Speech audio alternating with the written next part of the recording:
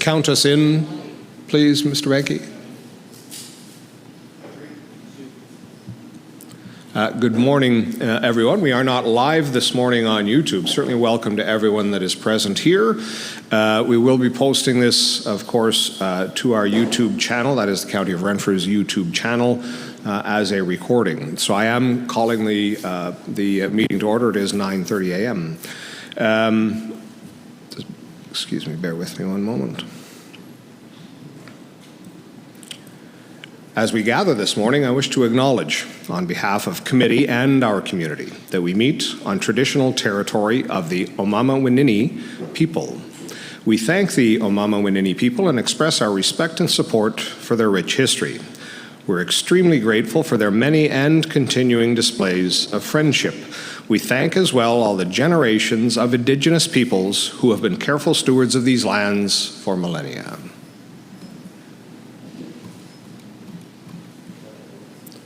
I wonder, Ms. Van Starkenburg, has the roll been called? Yes, thank you, Chair. We do have quorum. Thank you very much.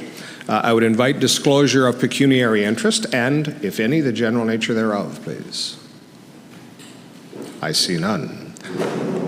I would like to get a motion, please, to adopt the minutes of the Health Committee meeting of June 12th, 2024, moved by Councillor Weir, seconded by Councillor Murphy. Any questions or comments?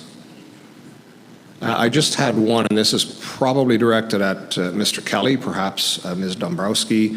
There was an email from Ms. Van Starkenburg back in July sometime that a new process was going to be that the signatures of the committee chairs would be affixed upon the approval of the minutes.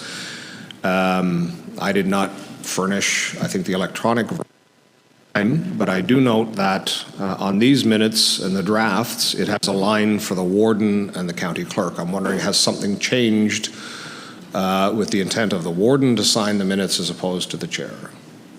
Ms. Dombrowski, please. Oh, could somebody get Ms. Dombrowski a microphone, or does she have one? No, we don't have that change. There was a template, and the template should have reflect your name on it. Okay, so the chair, not particular to my name, but the chair, so I'm presuming that will be so of all of the, okay, thank you. Any further questions or comments on the minutes? I see none. All in favor? That is carried. Thank you. Oh, that's so cool. So we are going into closed session this morning. Ms. Dombrowski, do you wish still to adopt the minutes in the open session? And only if there are questions or comments regarding them, we would have to address in closed, correct? Okay, thank you. With that, then, I would seek a motion to adopt the closed minutes, draft closed minutes of June 12th, 2024. Councillor Weir and Councillor Murphy, the hard-hitting team, yes. Dead center. Once again, if there are any questions or comments, we will have to defer these to closed session. If there are not, I would ask approval, please. All in favor? That is carried. Thank you. With that, there is a slight amendment. There is an administration report that was provided as an addendum yesterday. You will have received this from Mr. Kelly, so there's a slight change. So 7 does, in fact, have an administration report. And with that, then, I would invite Mr. Kelly to present the administration report. Thank you, Chair, and good morning, and welcome to Miramichi Lodge here in Pembroke. So as the chair has pointed out, there was an addendum sent out, and it's to do, and I guess apologize for its lateness, but this is, call it fresh news off of the printing press, as it were. AMO has been reaching out and been echoing the call to action from the interior big cities mayors on homelessness and opioid crisis. And I thought it would be appropriate, given our upcoming conversations at AMO next week and our upcoming conversations, including today and in today's closed meeting, about the homelessness and opioid crisis. And of course, we sit currently on, many of us here today, sit on the opioid strategy, drug and opioid strategy here in the city of Pembroke and the county of Renfrew. So with that bit of background, if you With your indulgence, Chair, I'll read the recommendation to get it on the floor. Please. Thank you. So the recommendation is that the Health Committee recommends that County Council supports Ontario's Big City Mayors, OBCM, in their campaign to draw attention to the opioid crisis and homeless encampments by requesting that the province, point 1, appoint a responsible ministry and minister with the appropriate funding and powers as a single point of contact to address the full spectrum of housing needs as well as mental health, addictions, and wraparound supports. Secondly, have this minister strike a task force with broad sector representatives, including municipalities, healthcare, first responders, community services, the business community, and the tourism industry to develop a Made in Ontario action plan in italices. Thirdly, provide municipalities with the tools and resources to transition those in encampments to more appropriate supports when deemed necessary. Fourthly, commit to funding the appropriate services these individuals need, community by community, where there are gaps in the system. And finally, invest in 24/7 community hubs, crisis centers, to relieve pressure on emergency centers and first responders. Chair, that is the recommendation that's being read. Thank you very much, Mr. Kelly. I would now seek a mover, please. Warden Emo, seconded by Councillor Frenier. Back to you, Mr. Kelly, for the background. No, thank you very much. And I think the background is fairly self-explanatory. I gave a brief explanation of why we're seeing this. I think this, and I'm sure my colleague to my right will certainly echo this as in support of our MESA initiatives thus far and some of the other initiatives that will be coming forward.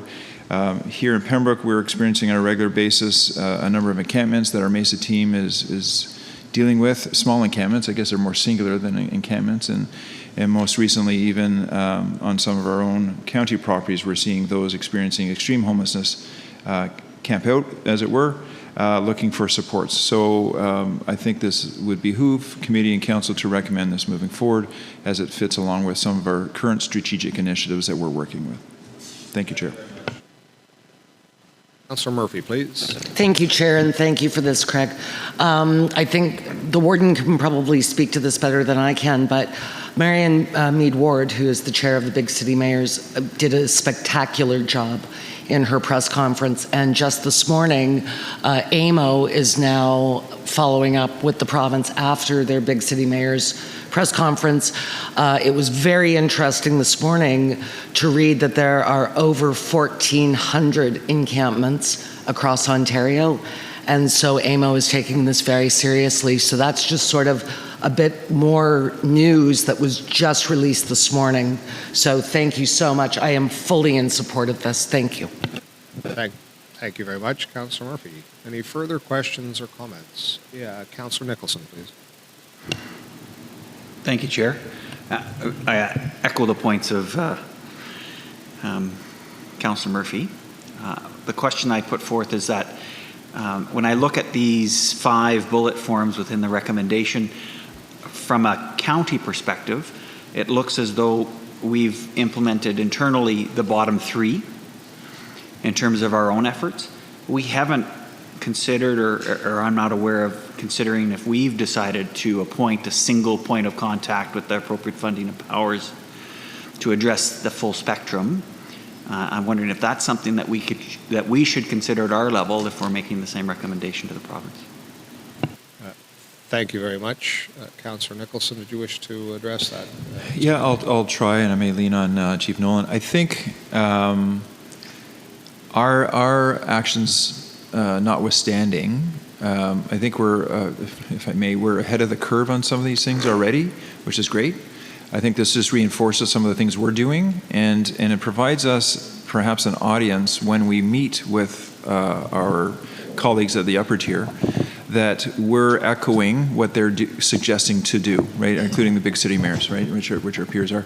A bit of an aside, as recently as yesterday, the day before, there was a summit of sorts in the city of Timmins on homelessness and encampments, which we were softly invited to. It's for cities 50,000 or over, or at least regions, and we're looking at attending at least a speaking role because of our initiatives. So I think, I'm not sure if I'm answering your point enough, but I think that, again, we are working on these initiatives, and it lends some credence to what we're doing, and I think that we should align ourselves at least with that. So I'm not really sure if you wanted to eliminate points or add to it, or what your real point is. Through you, Chair. A follow-up question, Councillor Nicholson. Thanks, Chair. No, not to eliminate points or even add to it. It's just the fact that we're making the recommendation that the province appoint a single sole minister in terms of a rep. Internally within the county, we have synergy amongst a number of different departments, and I'm wondering if we need to consider this, or at what point would trigger us to consider this to reflect the same recommendation we're making to the province. Thank you. Mr. Kelly. Thank you, Chair, and through you to the council member. Okay, understanding that point. Let me address the province's, your question about the province or your statement. In this instance, we would appreciate one singular minister. Now, we understand and we appreciate our current relationship with Associate Minister Tobolo under the Ministry of Health, who so far has been our conduit through there. But his focus is on not necessarily encampments at the moment, right? It's on addictions and the crisis itself. Although he has this as part of his portfolio, I think somewhere in the Ministry of Municipal Affairs is dealing with it. So I think that's what the big city mayors and AMO are saying, that you've got MMAH in here, you've got Minister of Health, you've got Ministry of Community Services, all doing different things. They would like one singular minister involved. Locally, as always, or mostly, the warden is our key point of the spokesperson on this. So we funnel everything up to the warden to be our voice for Mesa, at least when staff is not called upon, then he is our chief elector.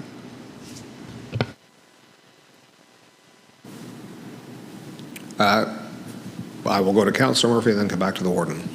Thank you, Chair. Just to Mayor Nicholson's points, this isn't for us to have a single point of contact.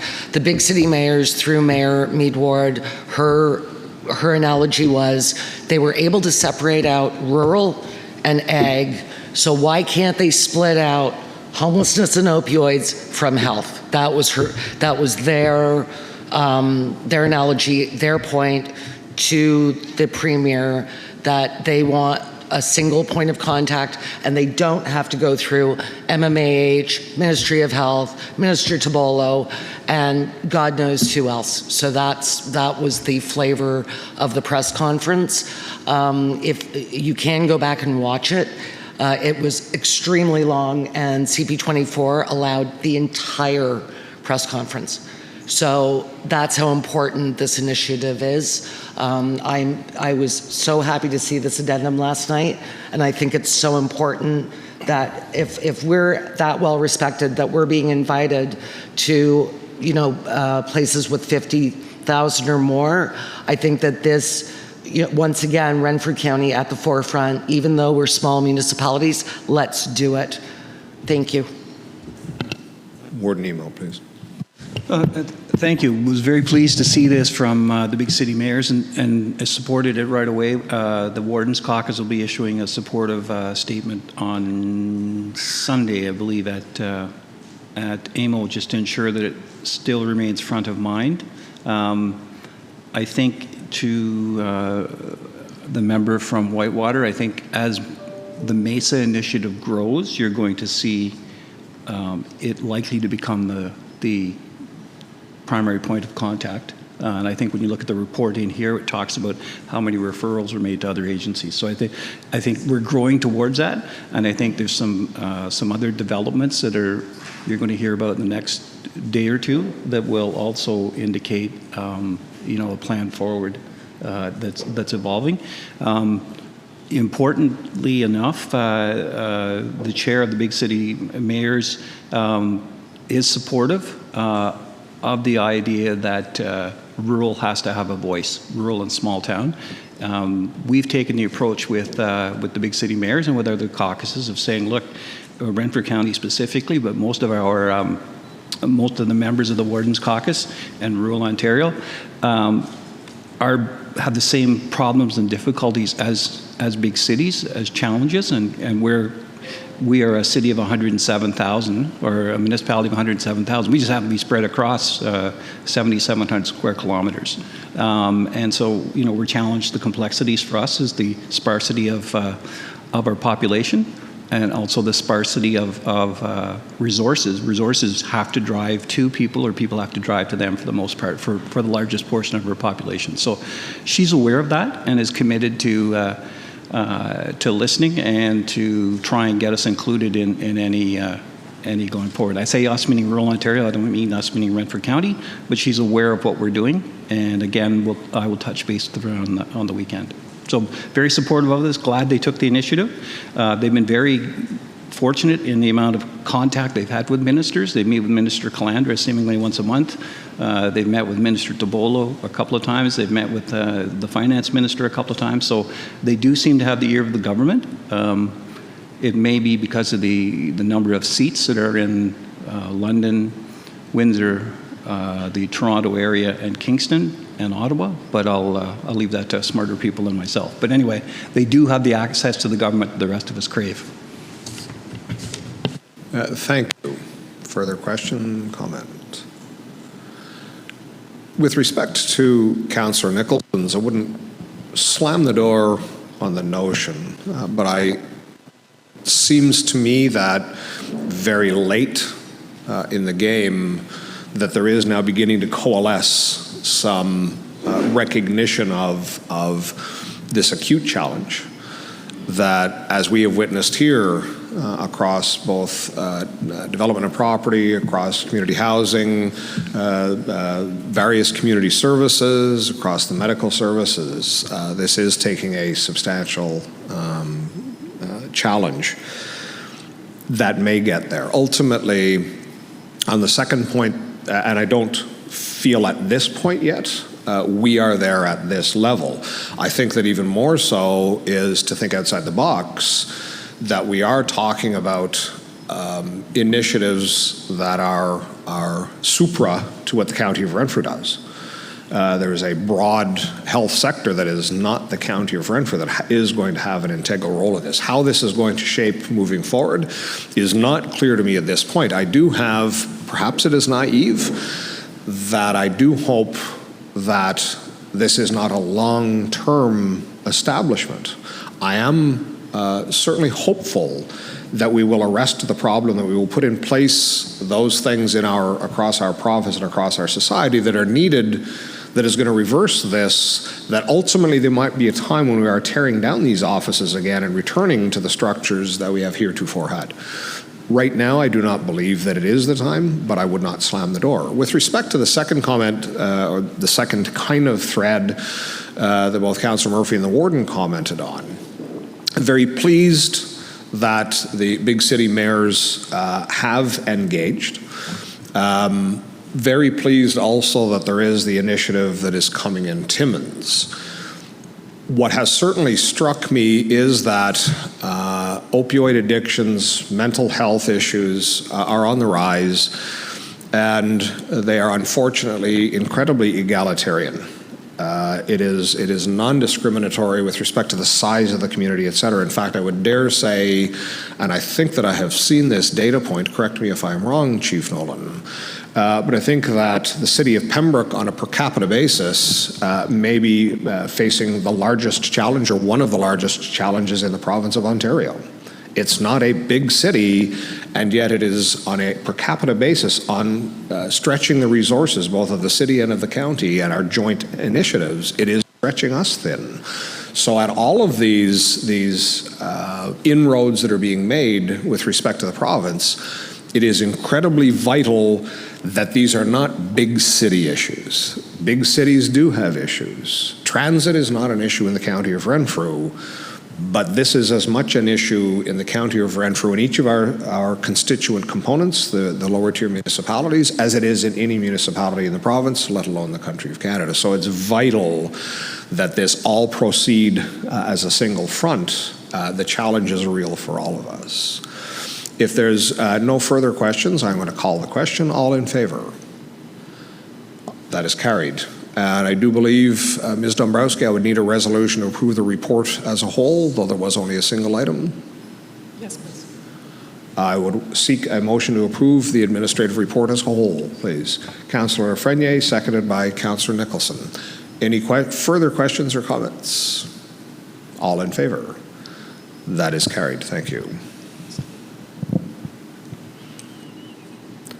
With that, I would now invite, I was also remiss. I should have stated this at the outset, and Mr. Kelly, thank you for reminding me. Very pleased, actually, and extend thank you and appreciation to Michael Blackmore, the Director of Long-Term Care for the County of Renfrew, and the Administrator at Miramichi Lodge for the very gracious invitation to hold today's meeting here. Thrilled to have this. Also ecstatic to be able to, upon conclusion of our meeting, perhaps at lunch, I'm not certain of the timing, but we are going to get a tour, and I can say, having been to Malton Village, and I might be the only one left in the room that was there. Councillor Murphy was there as well.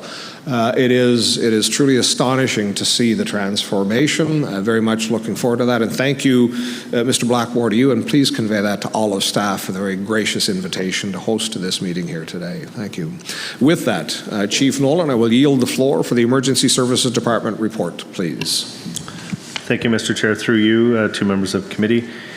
We start with item number 1, the Treasurer's Report, and there is attached information for the Treasurer's Report as of June 30th of this year. There are no significant variations within that report to highlight for you, but should there be questions, I'd be happy to answer those at the appropriate time. Item number 2, related to the Mesa Gathering and Report Summary. In this room on May 22nd, we hosted the first Mesa Gathering. That, of course, was in addition to the exceptional work from Director Davis in hosting the Developers Summit in Renfrew, and Andrea and her team have done a significant amount of collaborative work amongst their sectors and staff as well. But the Mesa Gathering was really a coming together of our 3 efforts. And in doing so, we sold out the registration for that event. We had 180 people in this room, including the annex at the back, and people were standing against the wall, representing over 49 agencies. So an incredible success, and I think speaks to the interest, the urgency, and the solutions-based approach that Craig has been leading across the organization to be able to encourage our 3 departments as well as community partners to come together to share knowledge, to foster partnerships, cultivate collaborative opportunities that will lead to coordinated action and meaningful change. So a big kudos to everyone that was involved. And increasingly, we're starting to bring our secondary partners in community agencies and having them feeling as much ownership as the county and its departments. A huge thank you to Mike Blackmore and his staff for throwing it together with us in this facility. I think that was your first major event post-pandemic. So it I think blew the dust off a couple of ways of doing business, and your staff really stepped up beautifully, Mike. So thank you for that. As well, and as not detailed specifically in the report, a big thank you to Omar from CBC and Deirdre Freeheit and all of the presenters, especially our lived experience partners who shared their individual stories that I know pulled on a lot of people's heartstrings and really contextualized Mesa and its issue. The report summary that Craig had led for us, and we were able to lean on Paul Morrill and some of his expertise in pulling the document together as well. Did an excellent job of not only capturing the conversation but also recommendations going forward. So that is available for members of committee and for council. Item number 3 in the Mesa update. So in less than 5 months, there's been a significant impact, and this has been really, I think, a testament to what the county is capable of. Craig's been able to organize us in such a way and provide us support to be able to not only show up as our departments in the way that we've always done business, but I would suggest to you that we're showing up more importantly with the expertise and the passion that the individual departments and their staff are able to provide, and do that in a way that is unlike what we traditionally deliver within our own departmental requirements. And I see a growing ability of all of the people that are around the Mesa table to think differently, to collaborate in new ways, and in many respects, put behind the things that haven't worked well and really seek new opportunities to collaborate. And that's been exceptional.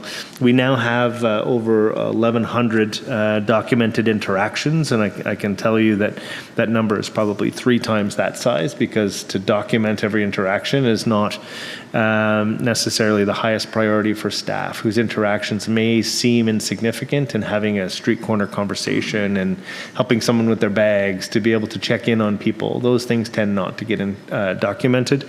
But we do know that there are now 110 patients registered, or clients registered within the MESA program. So it speaks to the size of the activity, and remembering that for 4 of those 5 months, we only had MESA West, or the Pembroke Start location. And we have now since been increasing our footprint in Mesa East out of our Renfrew location. In addition to that, I think it's important to note that VTAC is also playing an important role in this, and many of the people who are homeless, have mental health related issues or addictions, do not have a family doctor. So you can see how the vulnerability begets vulnerability. So VTAC is playing an important role in that. The assessment centers are now treatment centers for this population, and we're encouraging people to access VTAC. But at a very personal level, antibiotic therapy, wound care, is a significant issue. And you might think, well, why would that be? Well, living rough, if you can imagine camping for months on end, and not having a shower, having access to running water, and having access to the basics, you can see how personal hygiene can fail. You can see how a simple wound can begin to fester. But you can also imagine, and you've probably seen in the CBC report, the wounds on people's legs, on faces, that the xylazine, which is mixed into the fentanyl, is quite literally eating away at the flesh of the individual. So these are complex situations that can result in sepsis, can result in death as well. And I think that's critically important to understand, that there is a relationship with VTAC, as well as our broader health system partners. We also have, through the past month, been able to place over 5 people in a temporary bridge housing, and we've never provided temporary bridge housing before, but we saw an opportunity among some of the population who were putting up their hand, people that didn't have the complexity of chaos related to significant addiction, but people who had a different level of risk associated with their care needs. And Andrea, Jason, and their teams were able to establish a place at a lower per night cost than we would typically provide from a motel stay perspective. And the Mesa East team is able to wrap care around those individuals in that facility, with the goal of being able to graduate them from that level of supportive transitional housing into other options, and whether that's the ASH program or supported rent adjustment, or into social housing, or into other initiatives that we're taking on, such as the Care for Property. When we look at the opportunities to be able to align our policy, align our expectations, really Rocky Mountain House has given us an opportunity to learn with the population in a co-design way. And I think that's critically important. This isn't us bureaucrats saying, here's what you have, take it or leave it.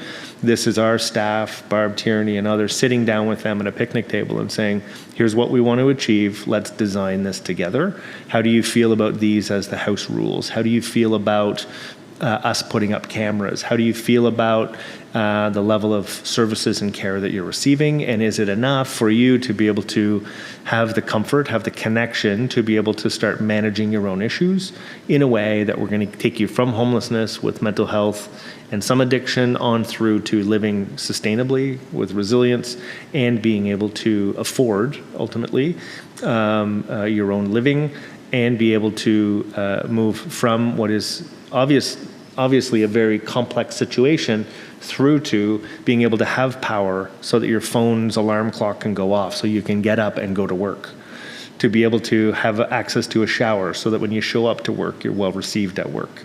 These are things that I think we all take for granted that personally, I've, in conversation with the individuals, and Jason and Andrea and I have spent a lot of time with the population.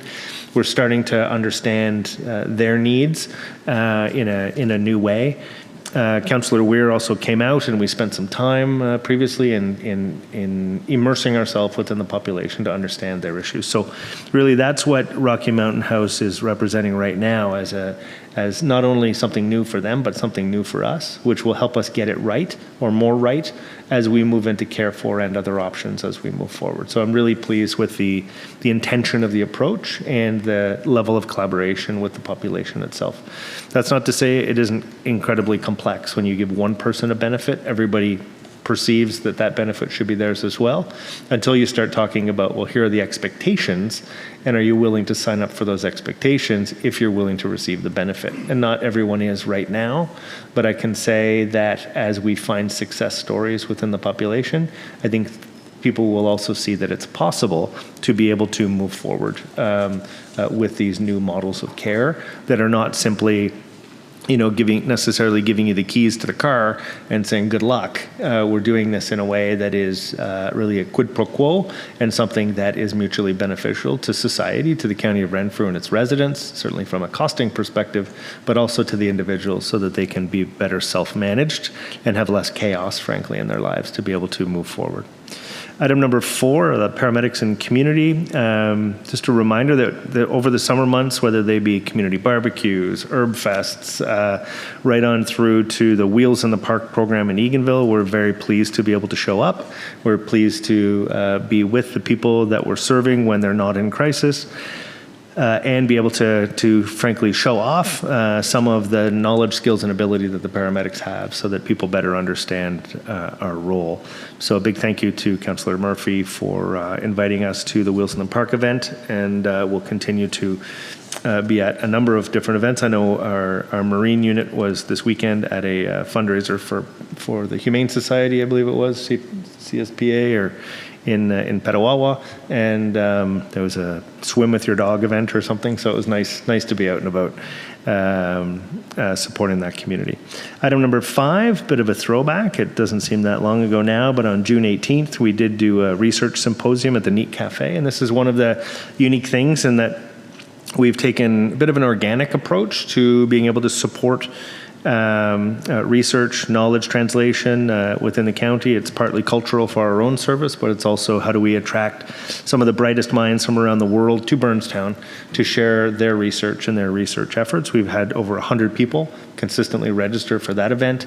We also, the night before, hosted a reception in Calabogie, and then post the research symposium, we hosted the Eastern Ontario Paramedic Chiefs at the Calabogie Lodge as well on through to the Friday. And again, thanks to Councillor Weir for attending that event. When we look at what this represents, not only are we highlighting the County of Renfrew, it's also, as Jason reminds me, a huge economic development opportunity by having these people in from across Eastern Ontario who are spending their money, staying their nights, and enjoying the experiences that we have.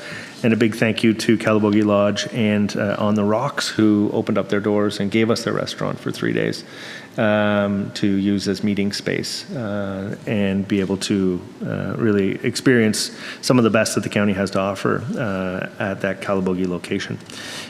We also use the research symposium as an opportunity to highlight the VTAC program and the research that we've published in that program. So Matt Cruchet, who's leading that initiative for us right now from a program development perspective, was able to share that research, and of course added in information regarding the MESA program and where we're at in its development. So it's a little bit of self-promotion as well for the service.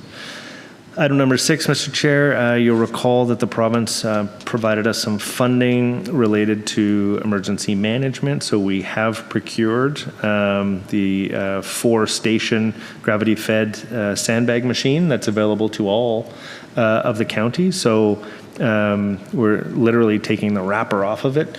We did have a loaner from Global Medic that Councillor Nicholson will recall this spring. So we're able to get the exact same machine in early and have it available, and stations, should the spring flooding have spilled the banks, so to speak, but we now have our own unit. So thanks to the province for that. We've also begun the process, which is to provide training for emergency management related functions. So everything from first aid and CPR on through to emergency management awareness and awareness in terms of flood mitigation efforts. So Rob Blackwell and Steve Osipenko have undertaken that training for us this spring. The next phase going into the fall, which is really administrative process, is the recruitment of those individuals who we've trained to become volunteers. And so there'll be more coming on that. One of the things that I've asked Steve to do going into our annual exercise is to do something around volunteer registration and management to heighten the awareness amongst the CEMCs.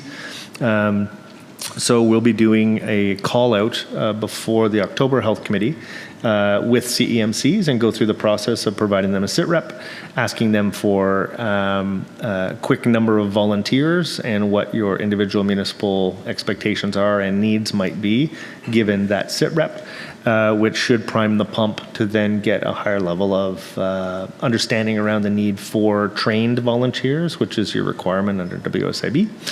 And the need to pre-position. This also dovetails into the ask that that we have going to the minister, sub-minister of emergency management, which is to request $400,000 for the establishment of civil defense volunteers within the county of Renfrew, with an annualized maintenance cost of $40,000 a year to establish a pilot program, which would be a model for the rest of Ontario for local coordination of trained volunteers. So just you're seeing how it's kind of trickling forward, and I hope that that's making sense to you as we continue these conversations. But a big thank you to all your municipalities for their support in this, and of course all of these efforts are about supporting your municipalities, not supplanting any efforts that you're making at a local level.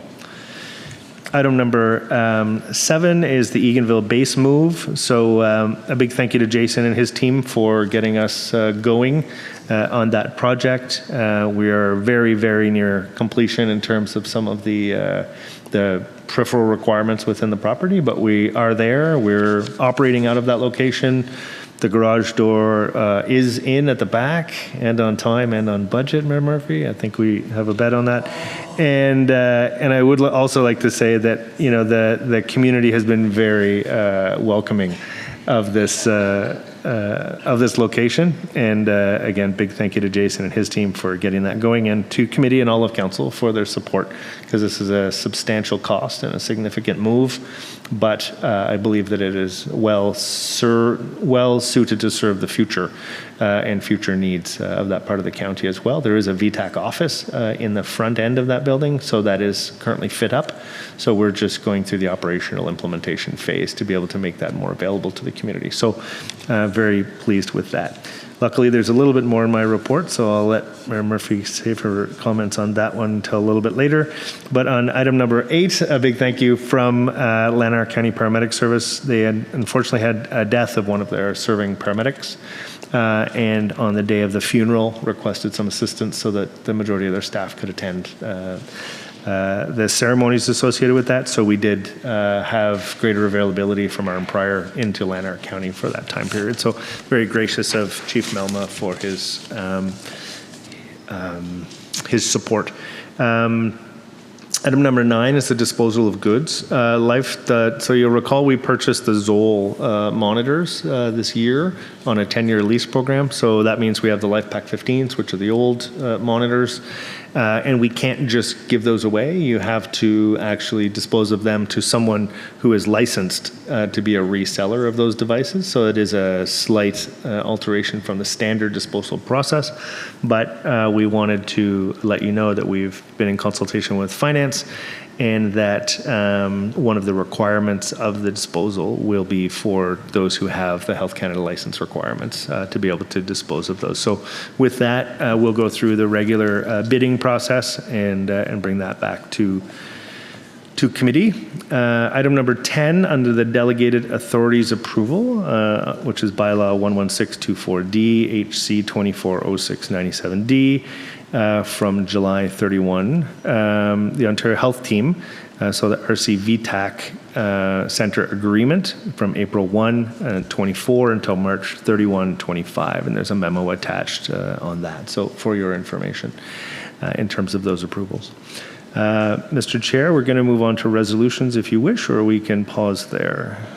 We will pause there, Chief. We will go back through each of the information items. I invite question or comment. If committee returns to page 11 of this morning's report, any questions or comments on the Treasurer's report? It is on, Mr. Benke. Are you receiving, I can pull it closer.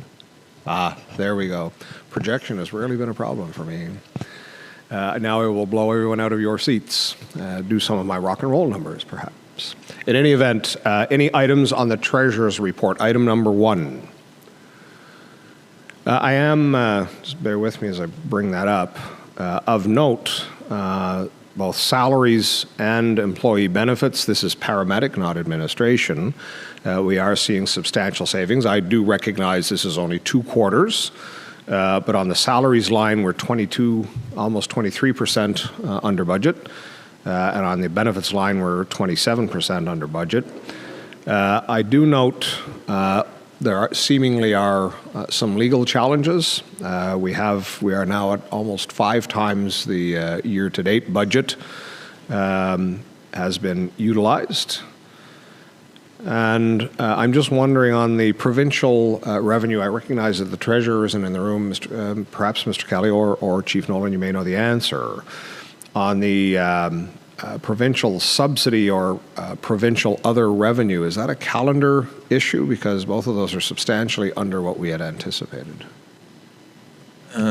Chair, that's likely the case just because of the terms of reporting. It's usually, there's a lag, right, between when we get it and when we have to report it. Thank you. And this, of course, is dated June 30th. Presumably those funds have flowed subsequent to that. That was all that I had. There's a very curious budget for paramedic other. I don't know how I could reach into my pocket and cover that in $9, I expect. Consider that a donation. In any event, any further questions on the Treasurer's report? I see none. Item 2, the MESA report summary. Once again, to reiterate, I think that this was an outstanding initiative. I think that it also reflects the concern that is widespread across the county and various agencies that this room may have even been challenging to our occupancy status, that it drew that kind of crowd, that number of agencies to collaborate, to come together and recognize the scourge that is in front of us. So outstanding effort, and I think the report is very well done. Councillor Nicholson, I believe you did have your hand raised. Thanks, Chair. I just wanted to highlight, I really appreciate the information provided in this report, both items 2 and 3. 3 gives us the nuts and bolts of exactly what's the life-changing mechanisms that the MESA is able to deliver. But I had some questions with respect to and I just noticed now it's a draft report. It hasn't been released beyond us, I'm assuming. And I just flipped down to the recommendation portion of the report, and they offer, I think it's 9? No. Yeah, 9 different recommendations. Could you cite the page, perhaps, Councillor Nicholson?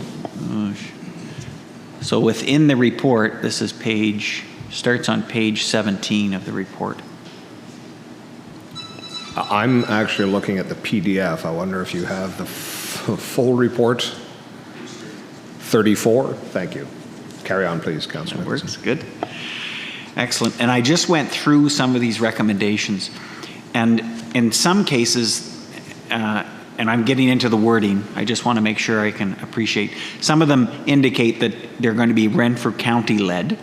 In other cases, we're supporting other agencies to accomplish them, i.e. the public health's county drug strategy at item number 8 is an example where we're supporting somewhere else. But in other cases, they're making recommendations to lead a task force to establish a Schedule I facility at the Pembroke Regional Hospital. Another one is support the sustainability for the grind. It talks about establishing a partnership, and I'll note that in our community services agenda that's for this afternoon, there's actually a motion to create a group to lead that warming center initiative with the grind. So I just was wondering if we can get some additional information about these 9 recommendations and how they may be implemented, assuming this draft is approved. Thank you very much, Councillor Nicholson. I'm presuming that will be a follow-up. And before that, so there is not a resolution to adopt this. I'm assuming just by dint of this report being adopted by resolution, is that what will ultimately make this report a final as opposed to a draft report? I'm happy to answer that, Chair, and certainly to the council member. It's funny, we're having the same conversation online with Ms. Patrick as well about the nuance, if you will, of saying draft. So we received this, and again, thanks to Mr. Morrow for assembling this along with some other team members. Because of the timing of the report, the publication of your minutes or the agendas, we left it in draft format should there be any other minutia or edits to be done prior to today. We're considering this now final, and because it's being presented both at this committee and again this afternoon at Community Services, the chair is entirely right. The adoption of the report as a whole will be the adoption of the report as being received as information, so to speak. We could have easily have said the recommendation is received as information. We typically don't do that because, again, it does get received as information when we accept the report as a whole. On the actual recommendations, and again, the chief can certainly handle many of these questions asked of Ms. Patrick. These were recommendations amongst all the service providers of that day. That doesn't mean we shall do them. These are items that we could do. And as we tackle these items, perhaps one by one, we will find either ways of doing it this way or similar to this way, right? So I don't think this is the word according to Hoyle. This is a strategy moving forward, and we will adapt as necessary depending on the situation at the time. Thank you. Thank you very much.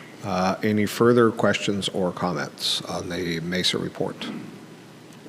When, just as a clerical, because there's multi-pagination through the report, of course that is standard when we're seeing it at committee. When this ultimately is approved this morning and this afternoon, there will be a clean version, perhaps even posted. Is this going to be posted onto the county's website? To you, Chair, absolutely. This will be posted right away. We're just chatting, and it's already been printed, and something that we will be delivering or hand delivering to Minister Tabolo when we meet with him at AMO next week as well. Outstanding. Thank you very much. Moving on then to item 3, the MESA update. Councillor Murphy, please. Thank you, Chair. These stats are staggering. And I don't disagree with you. I'm sure they're probably triple. These are the ones that we've captured. But what I wanted to note was that I applaud the owners of the Rocky Mountain House for working with the county. I wasn't sure if the motel was actually open. So I applaud them for working with us and giving these people a safe haven. And you're absolutely right, Mike. I think, you know, if you're able to get a good night's sleep and you're able to have good hygiene, it gives you a good sense of self for the day.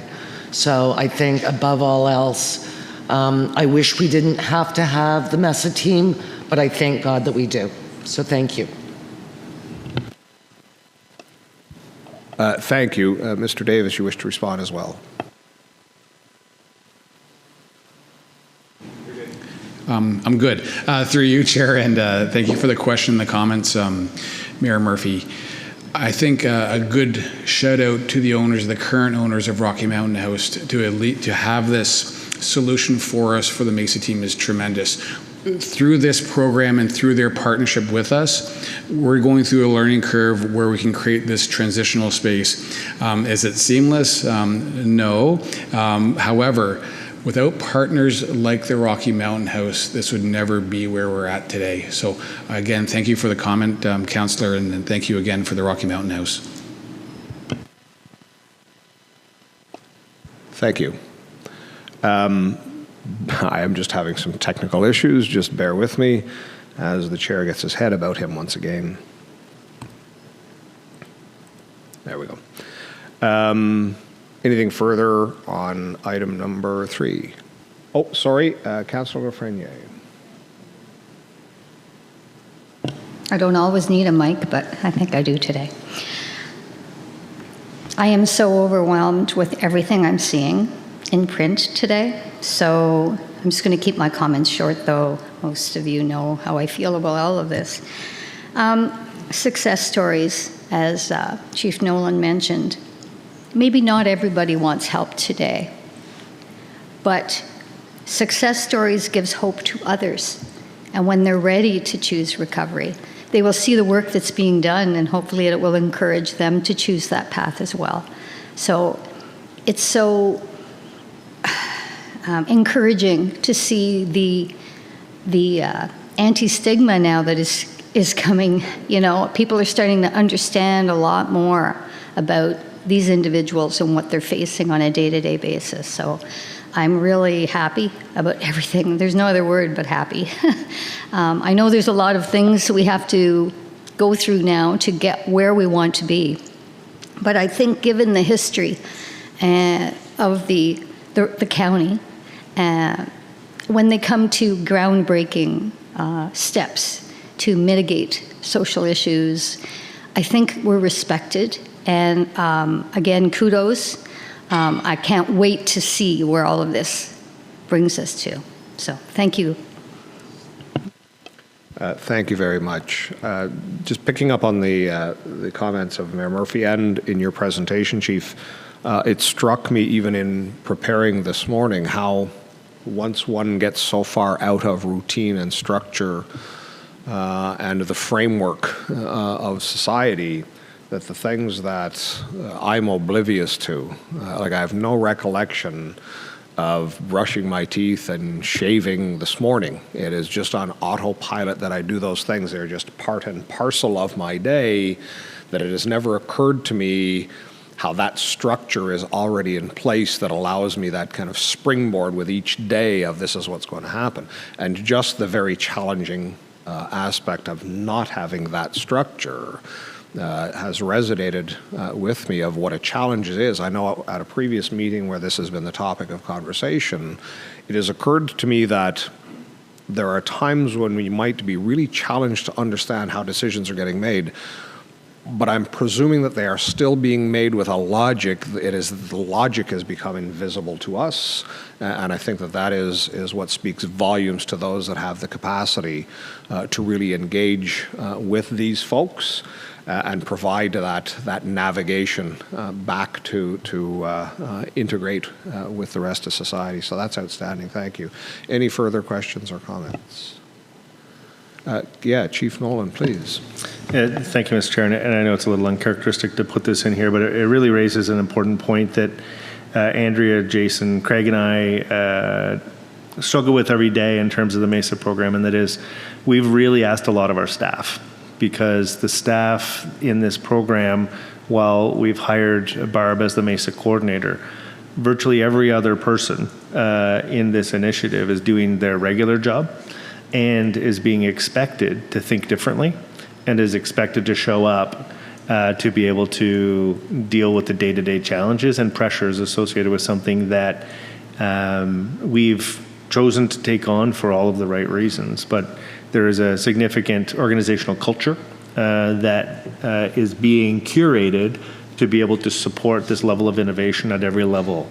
And we're all coming to work on a day-to-day basis, some of us with a lot of vinegar in our veins to try and make a difference. Others have struggled for years with their workload, with their capacity, with the demands, because we know, especially in community services, there is no end of pressure, and paramedic services no end of pressure. And Jason and his group, as you've heard at council, on a day-to-day basis, just getting rental unit turned over or housing units turned over, and now they're out negotiating contracts with landlords for buildings that have otherwise said are not open to the public. This is a Herculean effort that these staff have taken on, and that we want to congratulate them for and support them for.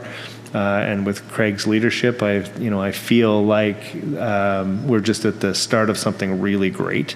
But we also need to acknowledge them in this process, because they are answering the phone literally 24/7 to make things right, and that's not in their job description. That's not an expectation, but it's something that we share the commitment to, and they're quickly coming on board to recognize that they can make a difference, and that they've been given new responsibilities, not the least of which is working off script almost every day in the MESA program.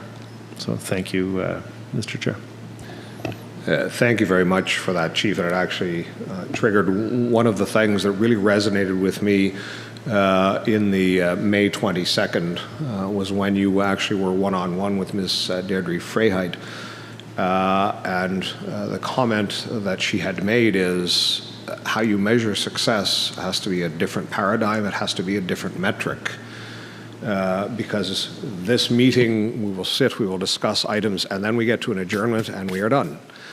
And with respect to the challenges of the opioid crisis and mental health and addictions more broadly, is the end of the day is not a wrap. That success does have to be measured differently, and I think that it is a particular challenge for those who are engaging one-on-one with these individuals. That is truly challenging, and presumably there are lots of supports that we are providing to those who are doing so as well. Thank you. Councillor Weir. Thank you, Chair, through you. Just want to mention I went for a ride along with Mike and some of his team, and being a former Toronto police officer in the downtown core and dealing with people constantly, it was a total opposite eye-opening experience from me, from not being the guy in the police uniform and authority and being with the paramedics. The time that I spent with Basil at the grind, and Basil is a paramedic that works out of the grind, the openness that everybody had with him, it was like he was part of their family. They were open and willing to speak to him about anything, and it was the rapport and the building that's opening up these channels, and it's the staff that's doing it on the ground. And I went for a walk with some of the people that are homeless, and they wanted to show me where they're living and what type of atmosphere they're in. And it was very eye-opening. And as I say, for me, from prior dealings with people where I was the man in uniform and they wouldn't talk to me, to see how the paramedics are getting along with everybody and getting information out of them, and the openness, driving with Mike, people waving to him and stopping to talk him down and to talk to him. And the fact is, kudos to Mike, everybody we stopped to talk to, he knew them by first name, and he knew what struggles they were going through, whether it be their diabetes or whether it be something other medical or something else within their other family. But that's the dedication that we're seeing from our paramedics and the openness. So I congratulate Mike and his whole team. So thank you. Thank you. Moving on to item 4, paramedics in the community. Councillor Murphy, please. I just wanted to give another shout out to your paramedic team. The drones were a hit. Forget about wheels in the park, it was drones in the park. The kids loved seeing themselves on the screen, right? They'd look up and the paramedics would bring the 2 drones. We were gonna have drone fights with the paramedics and the fire department, but we decided that wouldn't be a good idea. But I just wanted to sincerely thank your paramedic service. It was great. Thanks. Thank you. And what we did, just out of interest, if anybody's planning to do an event like this, what we did was it went from 1 until 3, And for the first hour, it was quiet hour. So there were no sirens, no lights, so that if you had a child that wanted to touch and be in a paramedic rig or a fire truck, that they weren't going to be triggered by loud noises or by strobing lights. And then at 2 o'clock, everybody lit it up. So it was pretty funny at 2 when all the lights and all the sirens came on. But I think the organizers did an excellent job of recognizing not all children are okay with bright lights and loud noises. So just out of interest. Thank you very much, Councillor Murphy. Item 5, the Research Symposium. Item 6, the Emergency Management Program and the new sandbagger. Councillor Weir, please. Thank you. Through you, Chair. Just in regards to the emergency management program, Mike, I just want to mention that possibly a good resource to get some volunteers is going through the ski patrol through Calabogie Peaks.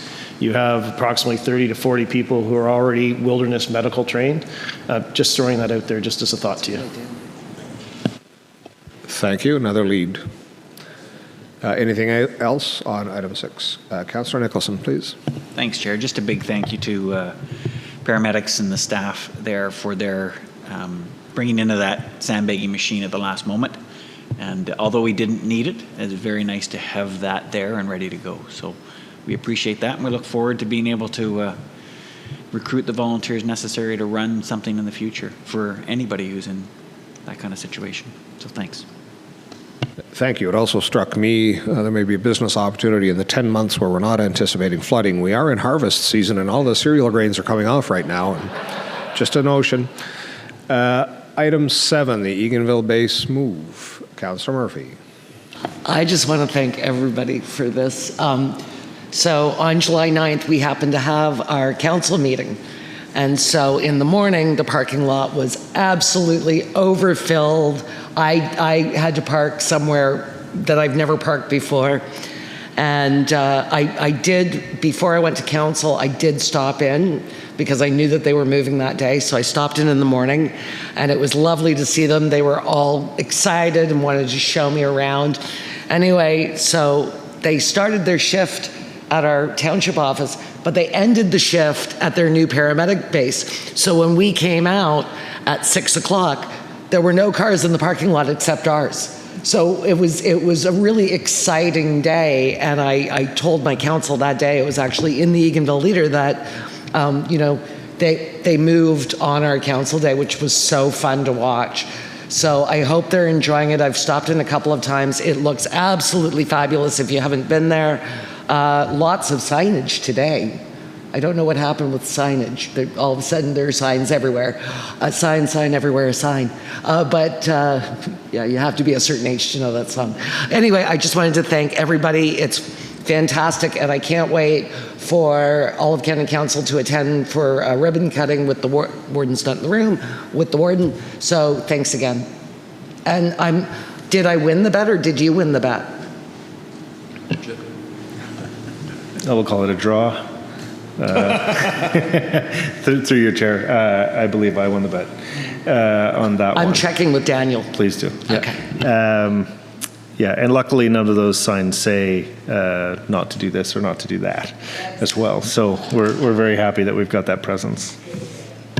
I think it's probably safe to say that the emotions that Mayor Murphy and all of her staff in Eganville have is probably similar to the community services at Renfrew County Place when our itinerant paramedic services moved on from that squat as well. With respect to the base move, this is probably more so for Mr. Kelly. Is the fit-up complete, or are there still some details left? That's certainly a question Mr. Davis is prepared to answer.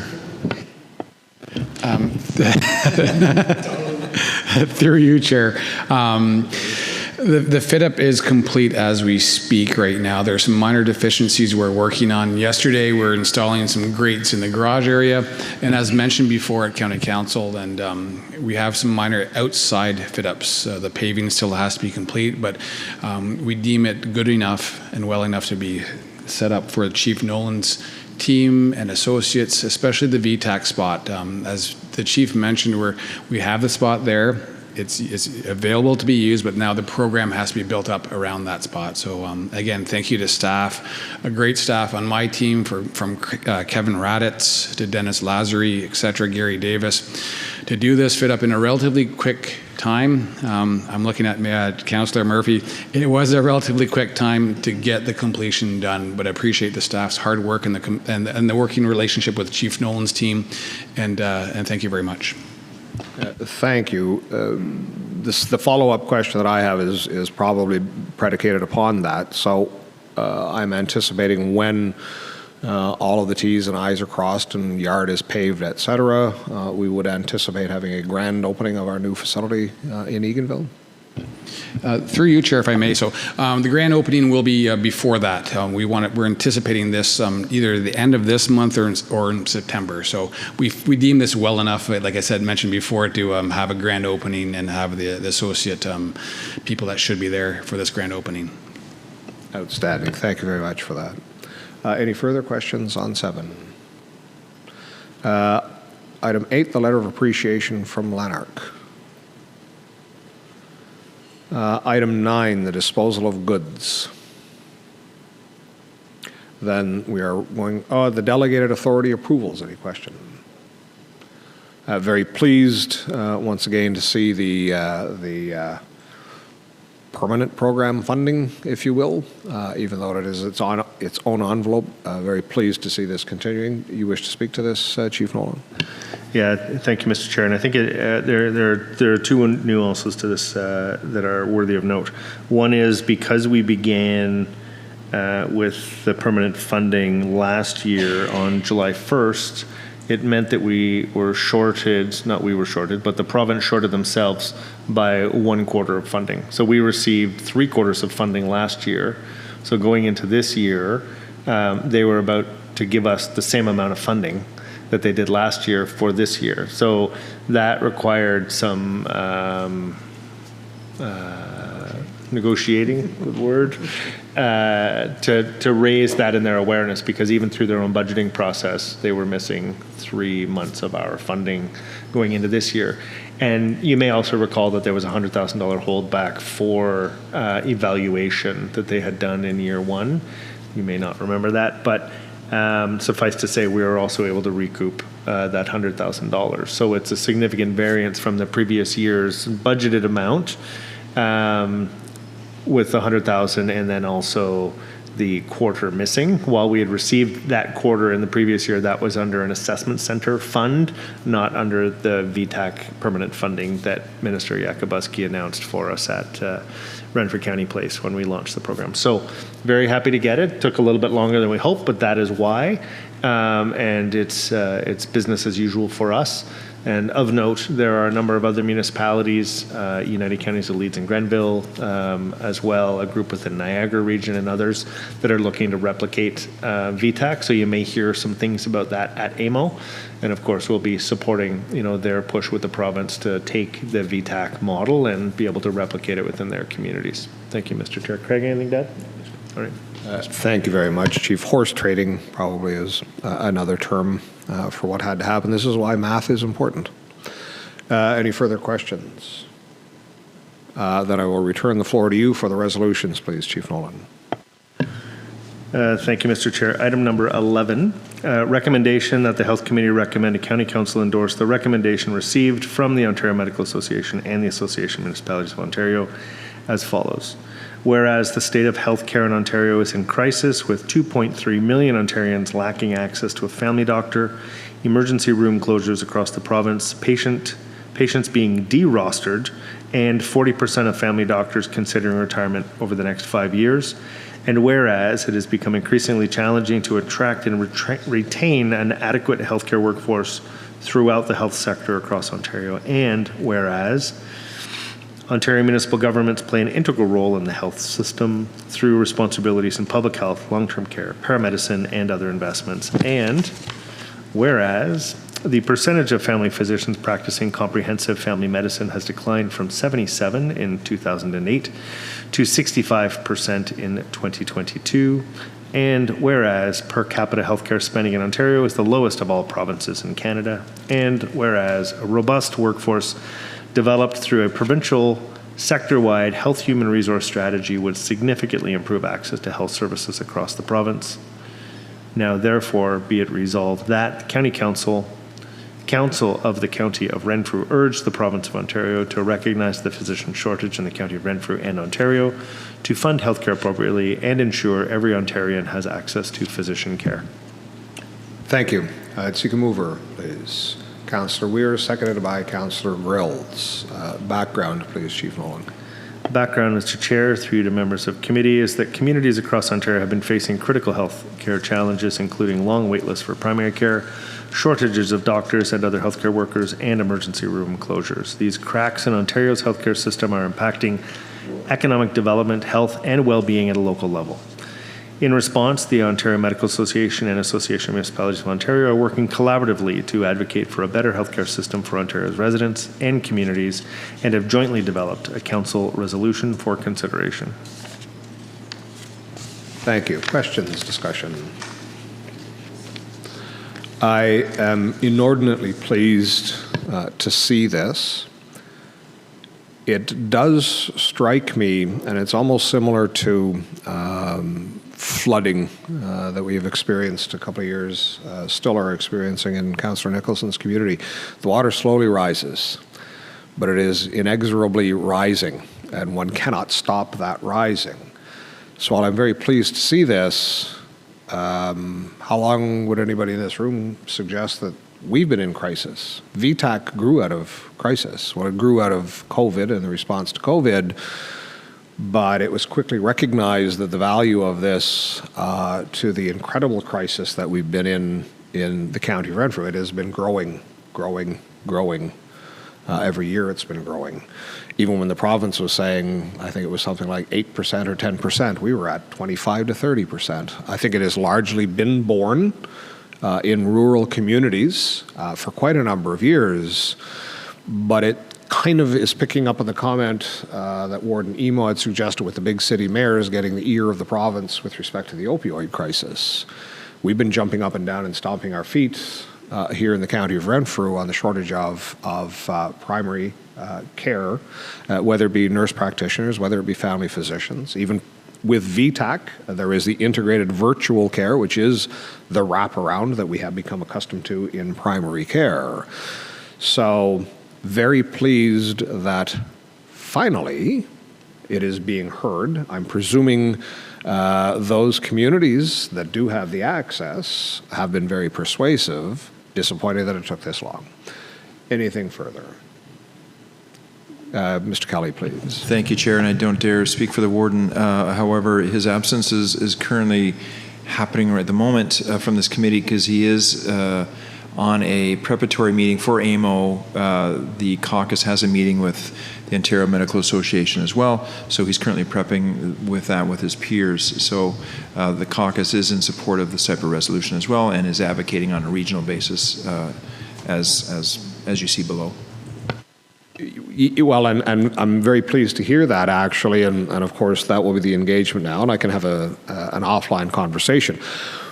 What I would certainly pursue or press on this is that I think that almost universally, that rural communities are the canary in the coal mine. AMO also has the health task force that has its ear to the ground. These things typically are presenting themselves in rural communities. All of the items they're talking about here. We are certainly aware of the exceedingly long wait times at larger urban ERs. I don't hear of them closing or being unavailable for the weekend, but that's what's being experienced in rural Ontario. And I'm not certain that the lens through which they're looking has enough of a focus on rural Ontario, because I think that is often when we are looking at floods, it's what is the creek doing that feeds the creek that feeds the Ottawa River. That's where often these things are presenting themselves, and I think that would be integral to the approach that AMO, and perhaps most expressly through its health task force, that might be the lens through which they can be viewing these things. Councillor Nicholson. Thank you, Chair. I really appreciate the leadership that AMO is demonstrating in this field, to echo your comments about their health task force and to bring us all together to focus us on this resolution. I just have two comments, and they don't take away from this, but just so I can better appreciate it. One of the whereases speak to a robust workforce developed through a human resources strategy. And I correlated that right away to the MESA draft report, which has one of the recommendations indicates locally how we are going to come up with our own strategy to expand or continue to invest in our own kind of, and I want to say it's human resources specific to MESA, but it aligns directly with what they're proposing here. So that's the first one I found a correlation to. The second one is more of a question. When they start talking about, decline to 65% in 2022 for family physicians practicing, they talk about per capita healthcare spending. Do we have those types of pieces of information specific to Renfrew County or the catchment area for our medical whatever the catchment area is? So on the second item, I'm assuming that this data is CAI. I'm not sure how granular that would get.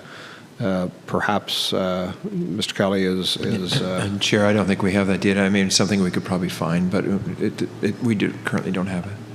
On the first question with respect to the Health Human Resources, I think the expert in the room is probably Mr. Blackmore, along with perhaps Mr. Belmore, might have some expertise that could share with Chief Nolan.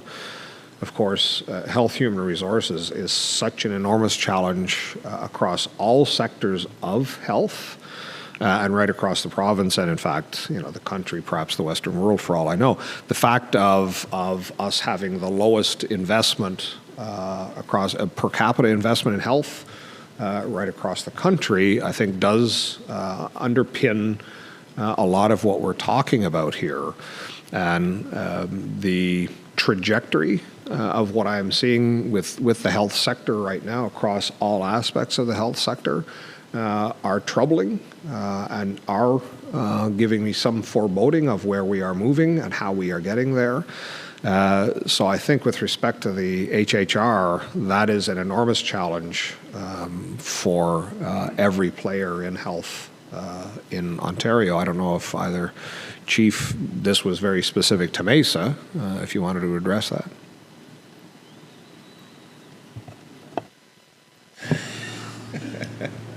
I can certainly speak to the HHR component. I know that I think Craig is actually one of the co-chairs of the Ontario Health Team HHR strategy here within Renfrew County, and I think that has been a very healthy conversation regarding where the pressures are. I think we've done our own sort of mini evaluation of health workforce capacity and what's missing. Primary physicians. But not primary physicians, yeah. And I think that's critically important because we've looked at the allied health component substantially.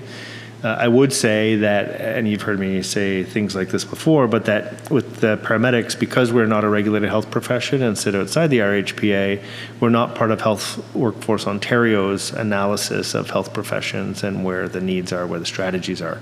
I will say, however, though, that we did put to the ministry a request that the Stay and Learn program for paramedics be expanded for this portion of Ontario. Because currently for paramedics it only serves the north. However, for other health professions such as medical lab, nursing, and so on, it is serving the balance of Ontario. So there are some disparities and discrepancies. Some of them are systemic, like the issue that paramedics are not in the RHPA, therefore not being considered. But as it pertains to the physician component, through the formation of VTAC, we had to literally phone every physician and every doctor's office in Renfrew County to learn what our true number of attached and unattached patients were in Renfrew County. The data that the province provides is not whole, let's say. So I would say that while CAI and other databases may be able to fill in some of the gaps, I think the reality is to look at this from a capability gap analysis perspective and say what's not happening in our community and what needs to happen and how can we fill that gap. And certainly physicians are a component of that. We have some exceptional partners in primary care who are taking team-based models of care and supporting this through nurse practitioners, through VTAC, through other ways of making sure that you have access to care. Who the provider is becoming, I would say, diffuse because the province, I think, is recognizing that growing a physician is not fast or inexpensive. However, trying to take the approach that more people can belong to family health teams and benefit from allied health beyond simply primary care physicians. This recommendation is quite specific, and rightly so, to put a lightning rod on it, but at the same time, experiences such as VTAC are part of that health human resource strategy that we've employed. And I think that we're filling that capability gap because no other part of Ontario right now can say that everybody has access to a family physician other than here in Renfrew County. Thank you, Chief. A couple of things. Just CIHI is the Canadian Institute of Health Information, for those in the room or those who may be watching this as a recording. The other, just for context or to paint some of the background of the scenery, Councillor Nicholson, and particularly as the Vice Chair of the Board of Health, in that preamble clause that you cited of 77 in 2008, in 2006, there was a capacity review committee struck for health and human, and one of the aspects of that was health human resources in public health in 2006. And there is still a challenge with HHR in public health. So I think that perhaps provides some context of the enormity of the challenge that we are confronted with. Any further comments on the resolution before us? Seeing none, all in favor? That is carried. Thank you.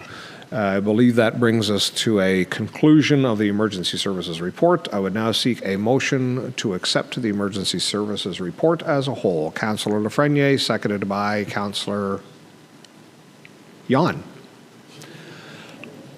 All in favor? That is carried. Thank you. We will take a very short break before we engage with Mr. Blackmore on the long-term care report, and recognizing that we do have a couple of items in closed session. It is not quite 5 minutes after 11. We will reconvene at 10 minutes after 11. You are now free to move about the building or portions that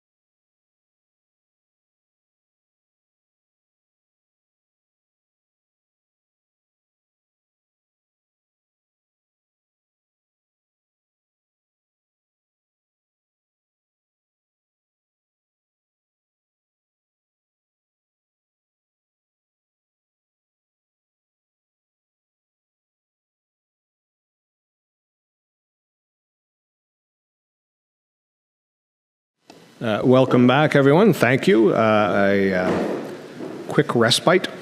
With that, Mr. Blackmore, if you would be so kind as to take us through the long-term care report.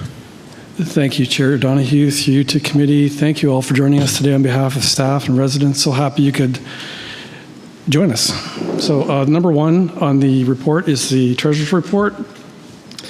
And just at a glance, you notice there's still quite a variance in direct care salaries, particularly at Monastery Manor, and that's largely to do with monies being set aside that we're not able to quite utilize for permanent staffing, but it's being offset by purchase services by way of agency staff, which I'm happy to report. Since we last met, I indicated that we are at a 3.14 hours toward the 4 hours of resident care per day. And more recently, we're at, let me get this out of here, 3.46. So it's a fairly significant increase toward that 4 hours of care goal. Item number two, the first two tables detail the bid vacancies for each of the county homes for the periods May 24 to July 24.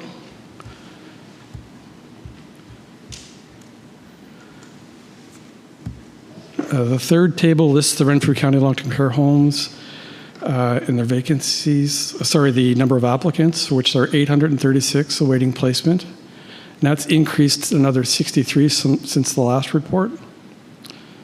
And 224 applicants that are currently in a long-term care home seeking transfer to their first choice is the second table, totaling 1,060 applicants.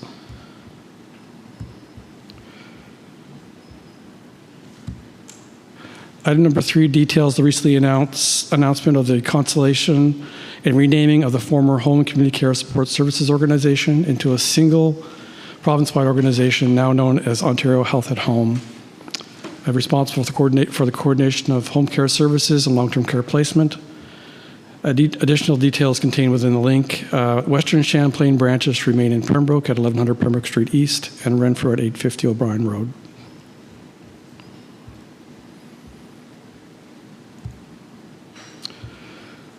Item number four concerns the Ministry of Long-Term Care decision to retire the RIMDS 2.0.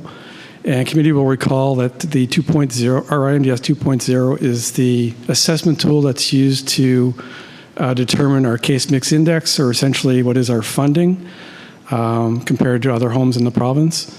It's also the tool that we use for quality improvement initiatives, or indicators rather. Committee will also recall that there was some discussion, and I did participate in a working group with representatives from for-profit and not-for-profit homes, as well as ministry staffers looking at the potential for a replacement of the MDS tool, or CMI, with thoughts that perhaps a move to a per diem-based funding might suit.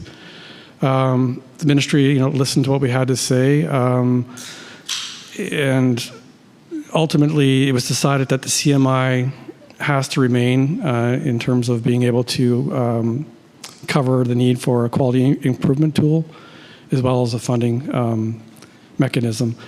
However, there have been some what are touted to be improvements in that the MDS 2.0 will be replaced by another tool that's said to be more efficient in its application, and is also touted to have more of a person-centered care angle to it in terms of assessing that quality of life. So that's going to be a major undertaking for the homes in terms of training our staff to complete those assessments and carry out those assessments. It's due to go live, I believe, it indicates here, the 2025-26 fiscal year. So we're staying tuned for more information from that as it pertains to training and what have you. Item number 5 is a follow-up to a request that was made at last committee seeking the status of current PSW enrollment at Algonquin College. Had a brief discussion with Ms. Rantoul of Algonquin College, indicating that there is a slight increase expected for the PSW placements, in that the class is going up from 44 to 48 spaces. And they're hopeful, they're running a fall and winter session, and they're hopeful to get a spring session running as well. And further to that, there's been announced, and will be coming out soon in a marketing plan to identify that there's been some more opportunity in terms of converting PSWs, those who are already currently PSWs, expediting their pathway to becoming RPNs, and likewise an expedited pathway for RPNs to become RNs as well.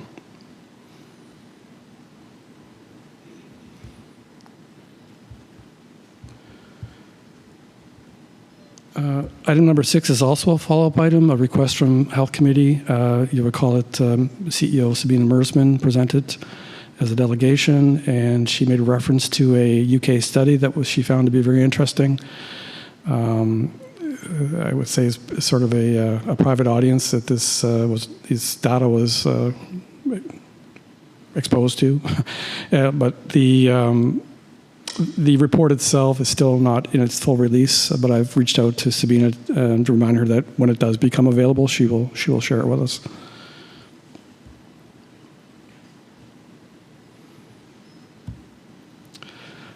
Item number 7 details the Service Accountability Agreement, the Health Equity Plan, as submitted for both homes. Our inaugural EIDAR plan is modeled from the Ottawa Valley, Ontario Health Team plan and aligns with the Ontario Health Equity, Inclusion, Diversity, and Anti-Racism Framework and existing provincial priorities such as French Language, Health Services Plan, Accessibility for Ontarians with Disability Act, the Provincial Black Health Plan, High Priority Community Strategies, etc. The 2023-24 requirement for 100% of the executive level completion of relevant equity, inclusion, diversity, and anti-racism education was met, including a plan to expand the education across the homes for 2024-2025.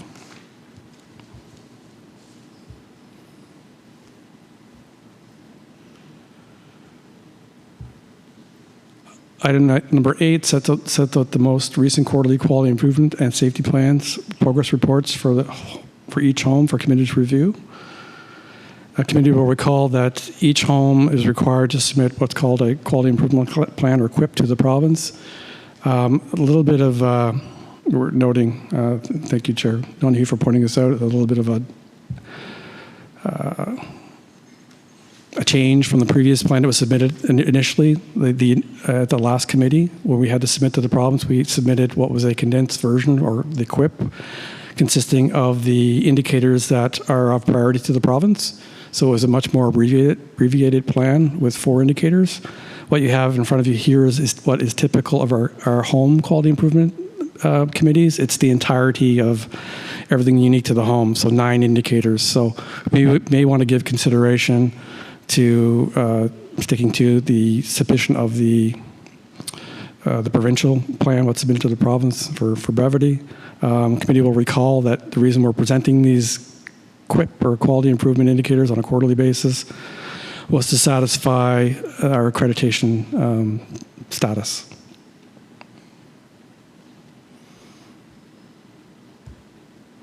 Item number 9 notes the public health inspection conducted on July 25th by Inspector Agnes Atkinson, with one item corrected at time of observation. 100% inspection compliance was achieved. The report in its entirety is attached. Item number 10 details 2 inspections conducted by the Ministry of Long-Term Care Inspections at Bonnechere Manor. The first inspection involving a single inspector took place over a period of 6 days in May, resulting in 2 written notifications concerning delay in reporting and alleged verbal abuse and staff noncompliance with home fall prevention and management policy. A second compliance inspection conducted by 2 inspectors, June 18 and 19, was conducted with no unmet findings at the manor.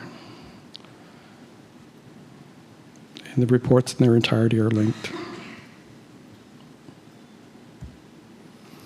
Item number 11 summarizes the Ministry of Long-Term Care inspection conducted at the Lodge by 4 inspectors over a period of 10 days, commencing March 4th, with a final licensing report issued July 25th. Significant lag, followed by public inspection report released a few days later. 4 written notifications were issued, along with 1 compliance order and an administrative monetary penalty. Areas of noncompliance have been put back into compliance by inspectors. The report is linked. Just to expand on what is an atypical duration in terms of getting a final report, there was considerable back and forth between inspectors and management, a number of inaccuracies in the initial report that were subsequently corrected. The one that we were hoping to get corrected had to do with our head injury routine, for which we held that we did follow our own policy. The report indicated that head injury routine in terms of timeliness of assessment wasn't carried through in accordance to our policy, but our policy does indicate that the registered nursing staff have the ability to forego or modify the duration. The inspectors took it upon themselves to interview a second RN who had another opinion. It's not a matter of what the opinion is, what the policy is. Anyway, long story short, while going back and forth and having the report corrected, we were hopeful to have this would also be corrected, but we were told it wasn't, and having delayed in the back and forth, we exceeded our appeal period. So a lesson learned for us. If we're in doubt, we're going to seek to issue the appeal through committee immediately. And just to note as well, this is one of the items that's being brought up at the EOWC Warden's Caucus, not this particular item per se, but just our experiences with inspections in general in terms of the number of inspectors showing up in the home, staff walking around on eggshells, driving managers away, because there's nothing even close to this. Actually, there's no inspection process for hospitals. But yet, we're subjected to what we are, and we're just raised that. And I will say we've subsequently had another inspection with under a new process, which they're terming to be lean, and it was a much better experience. So I don't know if that's, hopefully they're going in the right direction where that's concerned.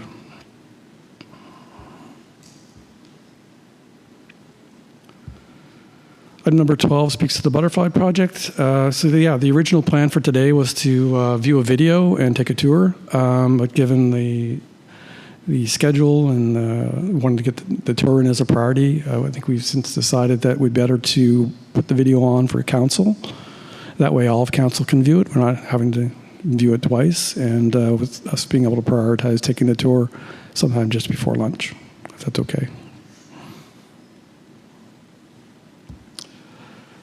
And Chair, item number 13, I'm very pleased to welcome Allison Lepac to Miramichi Lodge as our newest resident care coordinator.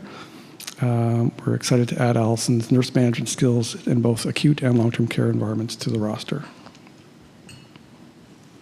And that brings me to resolutions. Thank you very much, Mr. Blackmore. Committee, if you would join me, please, in going back to page 96. Any questions or comments on the Treasurer's report? I see none. On the long-term care resident statistics for the manor. The long-term statistics for Miramichi Lodge. Anything on the community waitlist information? I wanted to note, while there were several beyond county councillors, we certainly are very pleased. The warden and Councillor Grills, I saw a picture of you beginning to dig the foundation for the long-term care home in Deep River. Very pleased to see that development is now underway. You must be doing that in the evenings. I'm sure your schedules are so busy. There was quite a lineup of shovels, so you do have quite a lot of hands to spread the work up there, but inordinately pleased to see that underway. There has been substantial investment by the province in long-term care in the county of Renfrew. Very, very pleased to see that underway. Just wanted to wonder if either of you wish to make a comment. Okay, thank you. It was a very special event. The minister was there as well, and it's I think a journey of several years. And the campus, which is adjoining which is next to our paramedic station, and beside the hospital, as well, they're putting a family health team building on the other side of the hospital. So I think in 3 years, it's going to be quite a different campus and a different feel for the whole area. They're adding 90 beds, up from 14, and will employ, I believe, 200 people in total. It's going to be state-of-the-art facility, and the community is very proud of it, as they should be, and the surrounding municipalities have been, I believe, a very willing and able partner in getting to the point where they're digging a hole. So I think it's about an 18-month build, so I think we're supposed to see it in October of 2026 or something like that. So it's very exciting, and I loved the energy that day. And the minister was quite complimentary of their efforts, as was MPP Yakubuski, and everybody spoke quite highly of his efforts to engage the appropriate staff. So a very good day for Deep River, but also for the County of Renfrew. Thank you very much. I applaud their initiative. As you had noted, it is the enormity of the challenge of long-term care expansion is the upfront capital. The province, of course, recompenses the development on an amortizing basis. I'm not sure if we have finished it or if, in fact, I think this October, in fact, there is a milestone with respect to Miramichi. I believe that the final payment on the redevelopment of Miramichi will be happening in October of this year. So it is when those funds were secured at the outset, that 20 years or 25 years probably seemed to be a long time, and yet we are seeing the end of it in October. But that is the enormity of the challenge to the investment in long-term care, is that upfront financing. So I applaud the efforts in Deep River and look forward to the completion of that and the expansion of our beds. Item number 3, Ontario Health at Home. Item 4, Councillor Nicholson, I missed you. Thanks, Chair. Just a question. Are we going to see or realize any efficiencies or increase in service deliveries as a result of this new single provincial organization? What might be the benefits at our level? I am, and I will defer in a moment to Mr. Blackmore, because we have on repeated occasions heard from Mr. Blackmore that there is an inordinate amount of resources are being allocated to the previous, I guess perhaps current RIMDS, and the value was not perceived as being returned for the size of the investment in resources for this. So I'm certainly hoping that this one is going to see that balance change, but I will throw it to you, Mr. Blackmore. Through you, Chair, to the Council, I think that is the intention, is to achieve efficiencies by way of having a single entity. But as you see, the two local offices remain intact. I can only assume that the intent is to achieve efficiencies by way of having a single overarching authority, but I can't really speak to it beyond that. The jury will come back. Item 5, the Algonquin College Personal Support Worker Program.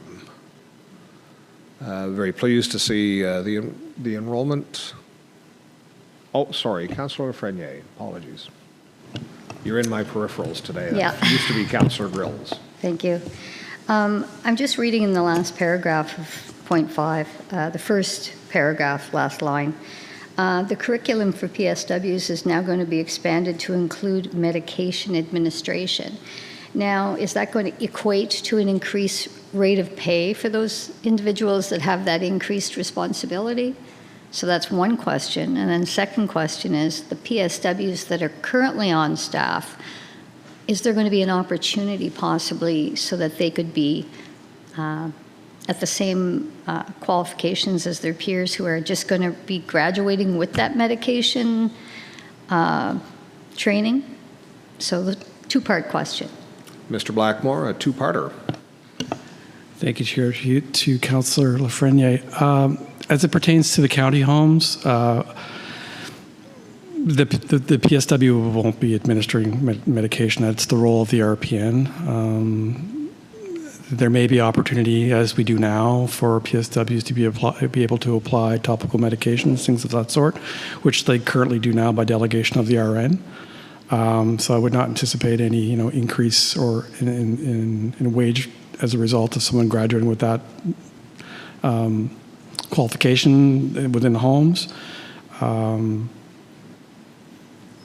But perhaps in the community, where there's maybe more opportunity to exercise that new skill more. But as far as county goes, I don't foresee any change to the PSW job description. But possibly for, smaller homes and things of that nature may benefit. Potentially, or perhaps retirement homes. Right. As well, yeah. Thank you very much. Councillor Nicholson, please. Thank you, Chair. Same point, just related to the very last paragraph where it talks about RPM, registered nurses. With the program currently at capacity with several applicants waitlisted, I was curious when I read that because I thought we need these folks so badly there wouldn't be a wait list. We'd be expanding the classes or finding a way to put more through the pipeline. Can you offer any insight as to why there might be a wait list that's not being addressed? Thank you, Chair, to Councillor Nicholson. Unfortunately, no. I was just in conversation with the department chair.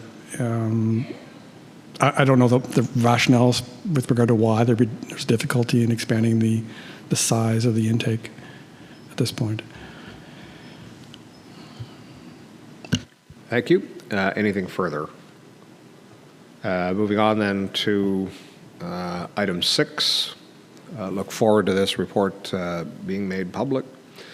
Item 7, the service accountability agreements, health equity plan. Item 8, Montashire Manor and Miramichi Lodge quality improvement and safety plan progress.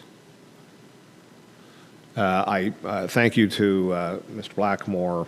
We did have a discussion, and ultimately the QIPs are being provided on a quarterly basis because that was one of the recommendations of the accreditation, and I can't remember the agency, but that was one of the recommendations that grew out of that. But just in discussion with Mr. Blackmore, I noted particularly as we are now seeing 9 for each of the homes, when we reviewed these in March, there were 4 of them, and Mr. Blackmore at that time did explain the parameters of what was expected. But you will have also noted, I'm sure, that the metrics, the reporting periods across the various indicators are all over the map. I found it somewhat inscrutable to get that, and certainly to the QI whisperers that Mr. Blackmore employs at the lodge and at the manor, kudos to them for being able to stay on track, stay on top of this, and ultimately this is the template by which the province of Ontario expects to see these reports. But it is a challenge, so I'm assuming that I was not the only one, but thank you to Mr. Blackmore for providing some more clarity to that. Item 9, Renfrew County and District Health Unit inspection of the lodge kitchen. Item 10, Ministry of Long-Term Care inspection of the manor. Item 11, just so as Miramichi Lodge did not feel left out of Ministry of Long-Term Care inspections. Any questions on that one? Item 12, I appreciate Mr. Blackmore is holding in reserve, and I think it's appropriate also that the video will be seen by County Council at the end of the month, but there is going to be opportunity for a committee to tour, and perhaps those early attendees of community services. I've heard that those people exist. I'm not familiar with those who get early to committee. But very pleased that will still happen today, and look forward to the video at the end of the month. Item 13, the management team. Councillor Murphy. Thank you, Chair. Thanks so much for organizing this tour. I'm sorry that I can't stay. I do have my own council this afternoon, but I know that the other members of this committee are really going to enjoy the butterfly model that we incorporated from our trip to Milton so many years ago. Malton, so many years ago. But I think you'll all really enjoy seeing what this approach brings to the home. The sights, the sounds, the smells, and I'm so thrilled that we adopted it here for our long-term care homes. So thanks, Mike. Thank you very much, Councillor Murphy, and I appreciate that you mentioned the very sensory across most of one's senses that are on display. You will find quite fascinating. Ultimately, when we toured Malton Village, it seemed intuitive, and yet it is not. Once you have seen it, you think, how did no one see this before? Then finally, to the management team and the new onboarding, congratulations to Alison Lepac. Very pleased to have her joining the team at the Lodge. Any further comment? Seeing none, on to resolutions then, please, Mr. Blackmore. Thank you, Chair. A resolution for reallocation of capital budget, Bonnershire Manor. A recommendation that the Health Committee recommends that the County Council approve the surplus capital funds from the boiler replacement project and the solar inverter project to be reallocated to support the replacement of concrete patio areas in the greenhouse courtyard and the senior adult day program courtyards, and repairs to the front entrance interlocking brick patio and walkway at a cost of $81,773.58, inclusive of applicable taxes. Thank you, Mr. Blackmore. Mover, please. Warden Emo, seconded by Councillor Murphy. Background, please. Thank you, Chair. As background, through the 2024 budget process for Bonnershire Manor, Health Committee and County Council approved $225,000 for the replacement of the domestic hot water boilers, which completed for a total cost of $166,000, saving $59,000. The replacement of the solar inverters was budgeted through the 2024 capital budget at $25,000, which were replaced under warranty just 60 days before the warranty expired. The total capital budget savings is $84,000, which staff is requesting to have reallocated to replacement of the concrete in the greenhouse courtyard and the senior adult day program courtyard, and repairs to the front entrance interlocking brick patio and walkway at a total cost of $81,773.58, inclusive of applicable taxes. Thank you very much. Mr. Blackmore, any questions, comments? I have the sole one then, I guess. So this project, I'm assuming, is contained within our asset management plan. When was this scheduled for rehabilitation? Very pleased to be able to advance this. I'm assuming we advanced it as opposed to budget pressures, perhaps set it aside. Chair, there were funds set aside for these repairs, but not the capacity. We're expanding upon the repaired area to be completed. Okay, so this would be an enhancement then, Mr. Blackmore. Okay, thank you. If there's nothing further, all in favor? That is carried. Moving on then to item 15, please, Mr. Blackmore. Oops. Item 15, long-term care capital budget items. A recommendation that the Health Committee recommends that County Council approve the list of unbudgeted capital purchases funded through the 2023-24 one-time increase to long-term care home funding agreement in the amount of $2,543 per bed, $457,740 for the Manor, and $422,138 for Miramichi Lodge, and the surplus from the previous year. Thank you very much. Once again, committee, I would seek a mover. Councillor Grills, seconded by Councillor Yon. Once again, background, Mr. Blackmore. Thank you, Chair. Background, as reported in the April, Ontario Health, through Ontario Health East, advised the Corporation of the County of Renfrew that Bonnershire Manor and Miramichi Lodge will receive one-time funding in the amount of $2,543 per bed, $457,740 for the Manor, and $422,138 for the Lodge in the fiscal year 2023-24 to relieve financial pressures and address key priorities. The Warden and Clerk signed the 2023-24 one-time increase to long-term care home funding agreement per bylaw 68-24. This funding may be applied against eligible expenditures in the other accommodation level of care funding envelope or eligible expenditures in other level of care funding envelopes in accordance with the guidelines for eligible expenditures for long-term care homes. Unused funding may be retained by the licensee. Below is a list of unbudgeted items for capital committee's approval. Thank you, Mr. Blackmore. Questions or comments, committee? Again, I guess I have the exclusive opportunity here. I'm just kind of curious, and I recognize that they are estimates, that these will be going out to the marketplace. However, the estimates are well within the enhanced funding that each of the home is anticipating to be receiving, that I'm kind of curious about the last 7 words in the resolving clause, that it also includes the surplus realized from 2023. Thank you, Chair. In re-examining, I suppose perhaps the wording may be redundant given that their funds are available, but likewise, the funds that are being forwarded to us, we do have the ability to forward those as well. Okay, thank you very much. They are, we certainly have the funds to advance these. And once again, I'm assuming that these are advancing from future years. Is that accurate? Thank you, Chair. For the most part, these are new items. There are some that find themselves on the AMP, but for years out. Okay, thank you very much. All in favor? That is carried. Thank you. I would now seek a motion to approve the long-term care report as a whole, please. Councillor Grills, seconded by Councillor Nicholson. A final opportunity for any question contained therein. See none. All in favor? That is carried. Thank you.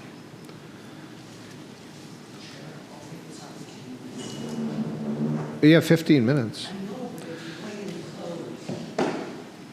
Leaving early. Item 10. Sorry, am I in the right place? Yes. Item 10 is the Board of Health minutes. You were provided in the distribution of this morning's committee report of the board minutes of the Board of Health from May 28th, 2024. I would seek a motion to receive those, please. Councillor Nicholson, seconded by Councillor Grills. Councillor Grills, you've been quite busy of late. Any questions or comments on the Board of Health minutes from May 28th? I see none. All in favor? That is carried. Is there any new business this morning? I see none. We are at item 12, a closed meeting, with a recommendation that pursuant to section 239(2) of the Municipal Act 2021 as amended, the Health Committee moves into a closed meeting to discuss a proposed or pending acquisition or disposition of land by the municipality or local board with respect to the paramedic base or treatment centres. I would seek a mover, please.